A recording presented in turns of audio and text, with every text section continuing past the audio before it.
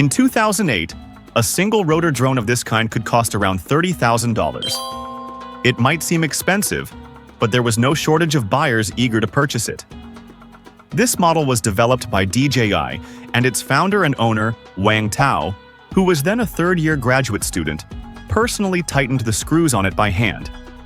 In this video, you will learn how DJI transformed from a nearly bankrupt model aircraft assembly company into a global drone manufacturing giant. In the first part, I told the story of DJI up until 2008, specifically about its founder Wang Tao, who dropped out in his third year of university to understand why gyrocopters could hover in the air. At 23, he enrolled at the Hong Kong University of Science and Technology's Engineering Department to restart his education, focusing on unmanned aerial vehicle flight control systems. With the help and support of his mentor, Professor Li Zhexiang, a renowned robotics expert, Wang Tao not only successfully developed a flight control system, but also founded DJI in 2006 with the intention of earning his first capital by selling model helicopters and components.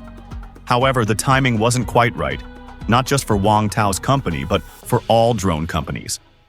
The problem was that drones at that time were still considered toys and had no real industrial value. Moreover, Wang Tao was an inexperienced leader and had no clear vision for what he wanted his company to become in the future. As a result, he not only failed to make money but also fell into debt. Fortunately, his mentor Li Zhexiang came to the rescue by investing his personal funds. But most importantly, Wang Tao focused on technology, and in 2008, he made a breakthrough by creating the $30,000 unmanned helicopter model mentioned earlier. So why was this single-rotor drone so expensive but still people wanted to buy it? I think it's because Wang Tao made it a rare product on the market with potential for use in various industries. His drone had 5 key features. First, it had an efficient payload capacity. The drone could carry a load of around 5 kilograms, such as a high-quality professional camera or a package.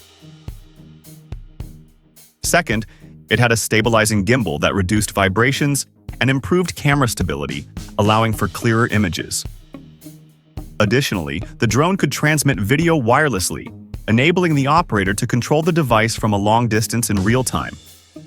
One of DJI's key technologies was the drone's ability to hover.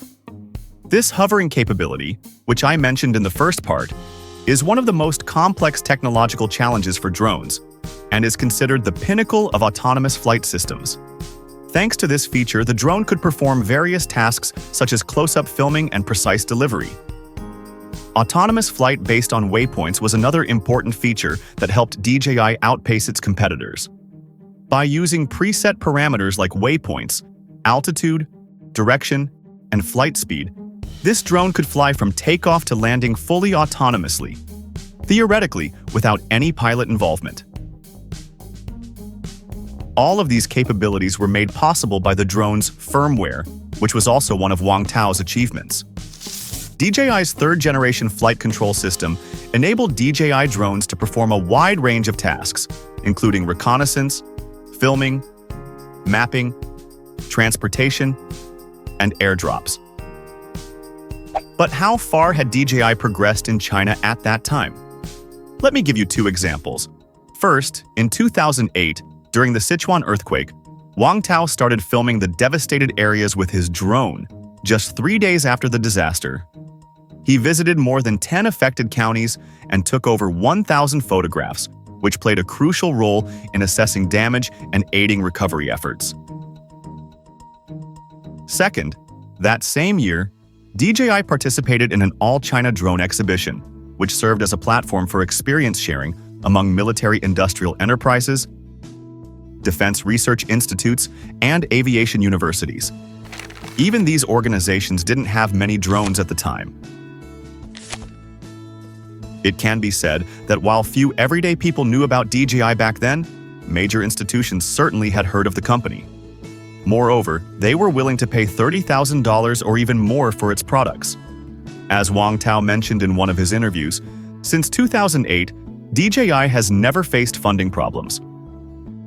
Of course, at this stage, the DJI of 2008 is significantly different from the company we see today. And this applies not only to DJI. Back then, all small private companies with any level of technology faced a choice. Either stick with major clients like the State Grid Corporation of China, produce whatever they needed, and establish themselves in one or several industries as specialized suppliers. Or there was a second option: continue developing the consumer market by selling their systems and components to regular people. However, in this case, to earn significant money, they would need to achieve a high volume of sales. Wang Tao chose the second option without hesitation, which aligns with his character. His passion for technology far outweighed his interest in collaborating with large corporations. As a result, DJI focused on entering as many consumer drone markets worldwide as possible, offering their flight control systems, stabilizers, video transmission systems, electronic speed controllers, and other components. In 2010, DJI released the fourth generation of its flight control system, the Ace-1. These two small black boxes, paired with a GPS receiver, made up the system. At the time, it was not only the smallest and lightest, but also the most stable and compatible with a variety of devices. It could be installed on any drone available at the time, whether powered by fuel or electricity, and regardless of size or power. By then, DJI was already exporting its products to Europe and the US, earning tens of thousands of yuan per month. However, Wang Tao faced an unexpected problem with one of his distributors in New Zealand. The most popular product there wasn't flight control systems but camera stabilizers. This contradicted Wang Tao's vision since DJI's primary focus was on flight control systems. So why were the stabilizers selling better? After thorough investigation, it turned out that local customers were buying stabilizers in large quantities to install them on quadcopters.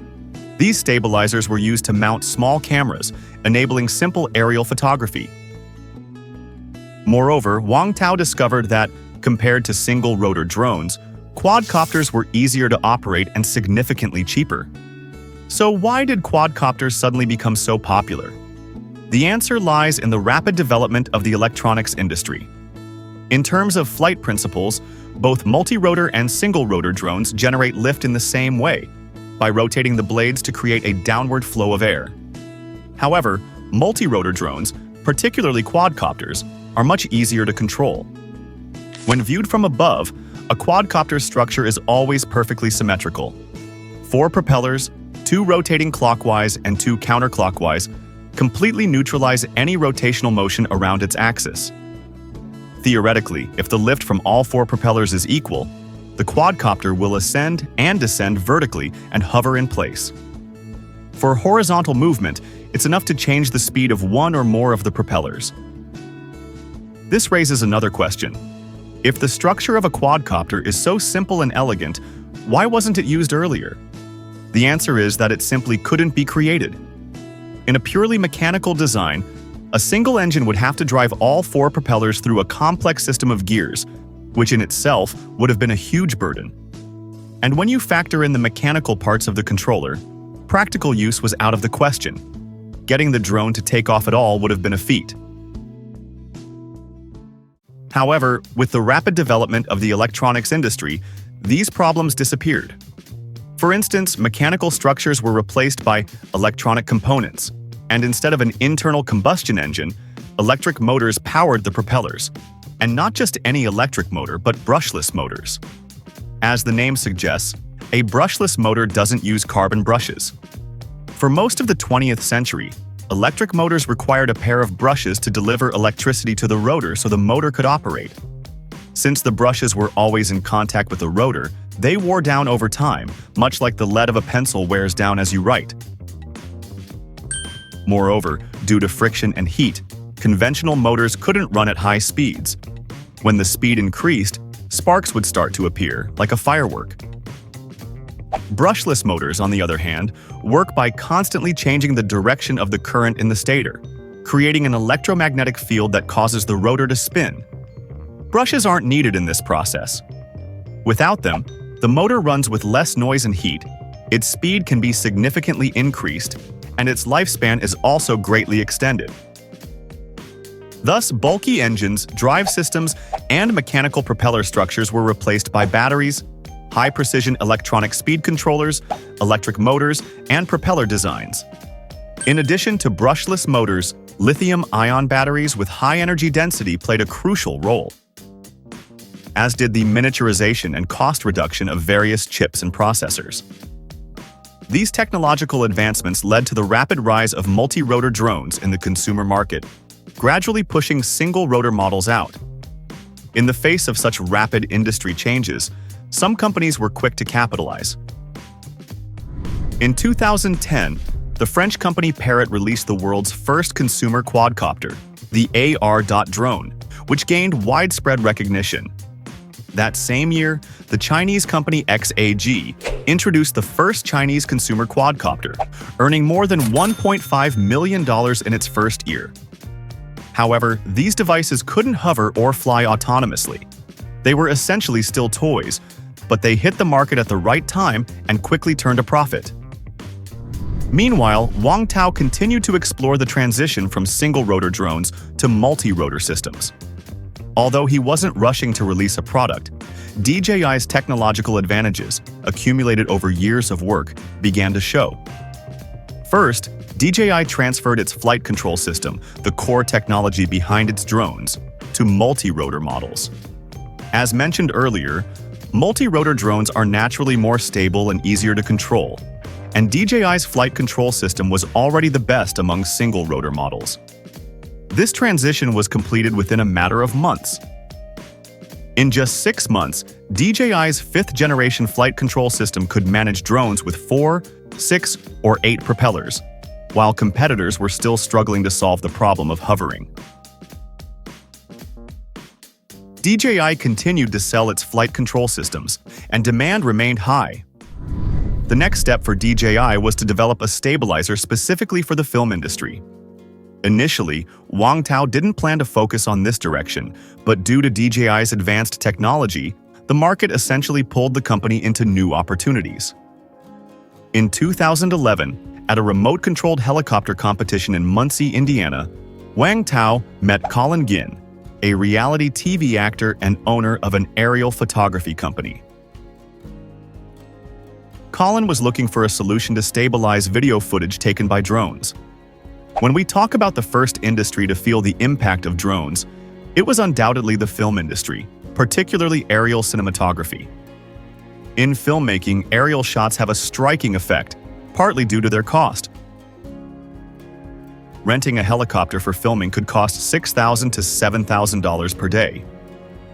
However, shooting with a drone, even with a slight reduction in quality, dramatically lowered the cost, making it an extremely attractive option. However, there's a significant challenge in this field.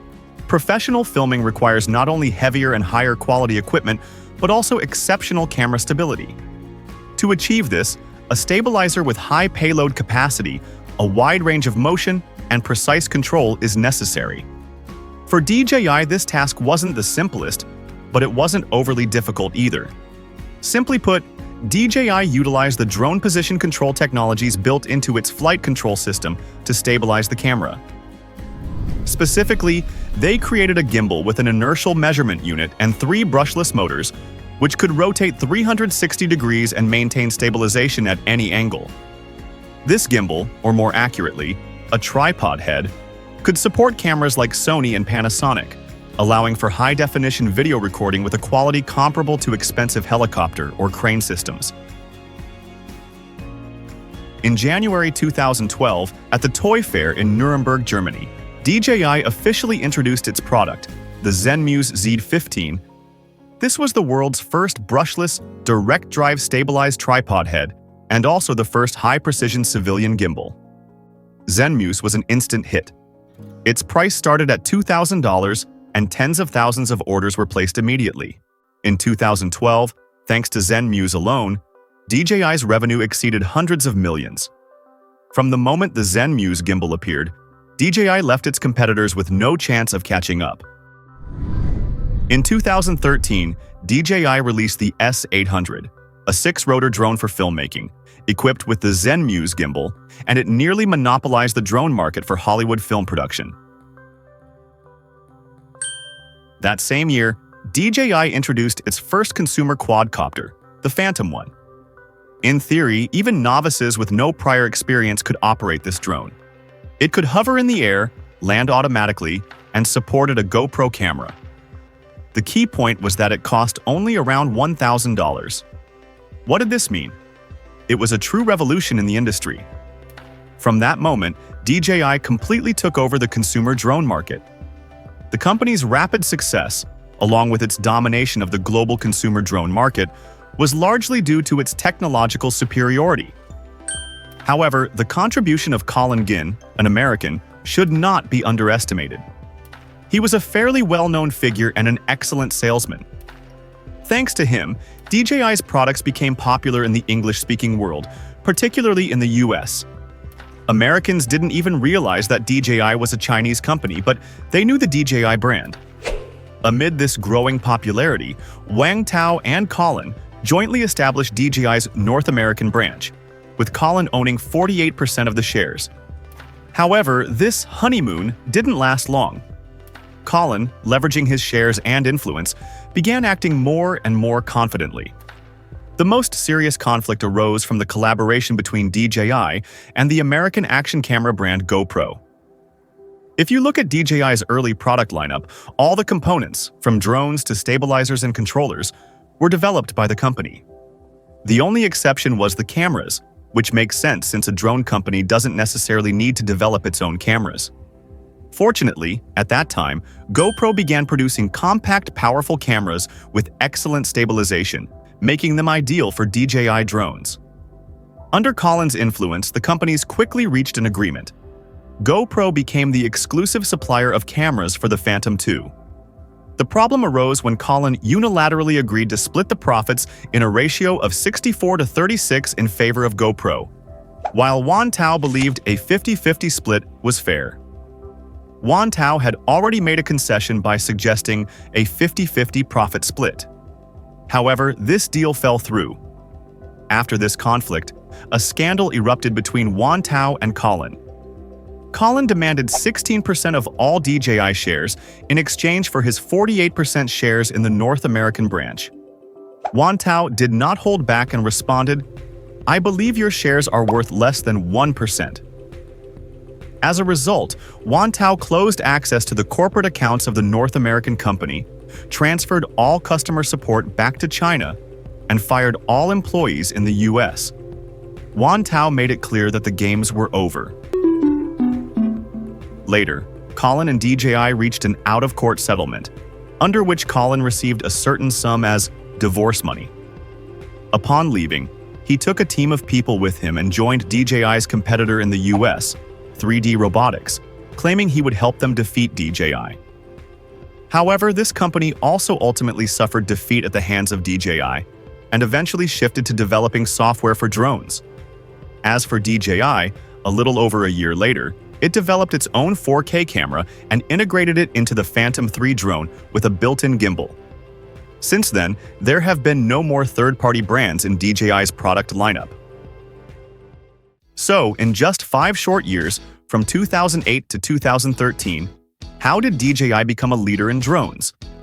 Let's analyze the key factors for success. First and foremost, it's undoubtedly the technology. While other companies were following market trends and capital, DJI was no longer experiencing a lack of funds, and Wang Tao continued to approach development as an engineer, passionate about every detail.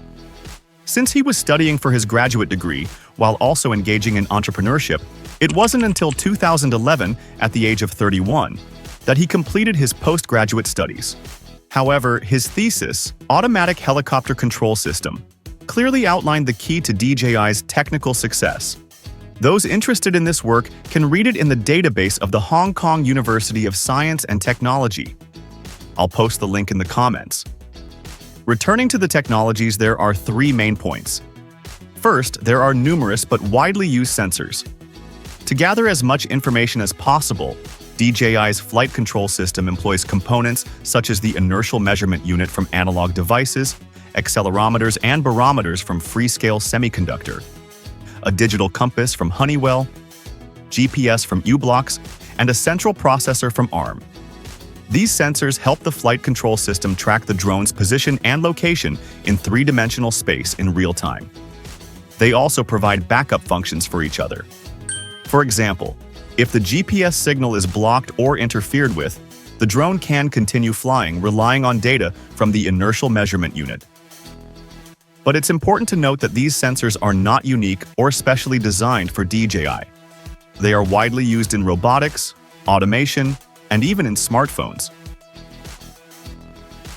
Secondly, it involves signal processing based on Kalman filtering. The Kalman filter is an algorithm first proposed by Hungarian-American scientist Rudolf Kalman in 1960. This algorithm acts as a very smart predictor. It helps find the most likely useful data among noisy or erroneous sensor data and predicts the next state of the system. The Kalman filter is widely used in industrial automation and control. Thirdly, there's control based on a PID controller, proportional integral derivative controller. PID control is a feedback mechanism that corrects deviations between the set point and the actual control path by adjusting proportional, integral, and derivative responses of the system, allowing for precise and stable control. For example, in autopilot systems, some machines may jerk during turns, making them sharp and jarring, while others execute turns smoothly, like experienced drivers. This is the result of quality tuning of the PID control. Thus, whether it's sensors, Kalman filtering, or PID control, these are all technologies widely used in robotics and automation. However, what truly distinguishes DJI's flight control system from others is the attention to detail. For instance, where exactly to place the sensors to minimize interference? What parameters to recommend for different models? Fuel-powered, electric, with varying numbers of engines. All of this is experience that Wang Tao accumulated through numerous accidents and failures. To summarize DJI's technology using the flight control system as an example, its key features are simplicity of design, high reliability, and standardization. Importantly, all the codes are written in-house and are completely proprietary. This not only guarantees the integrity of intellectual property, but also creates barriers for competitors. If we consider the subjective factors contributing to DJI's success to be Wang Tao's personal qualities and technological advantages, then the objective factors include support from the Global Electronics Hub, Shenzhen. DJI has been able to outperform its competitors not only because of its outstanding technologies, but also because each new model broke the price barriers in the market. This has been made possible due to Shenzhen's strong industrial base, where high technologies in design, manufacturing, and assembly are concentrated. Shenzhen can be called a real paradise for startups like DJI. But what resources did this city specifically provide to DJI? And what did the company do after it conquered the consumer drone market? We will talk about it in the next video. Thank you for watching. If you enjoyed this video, please like, comment, and don't forget to subscribe to the channel. Thanks again, and bye!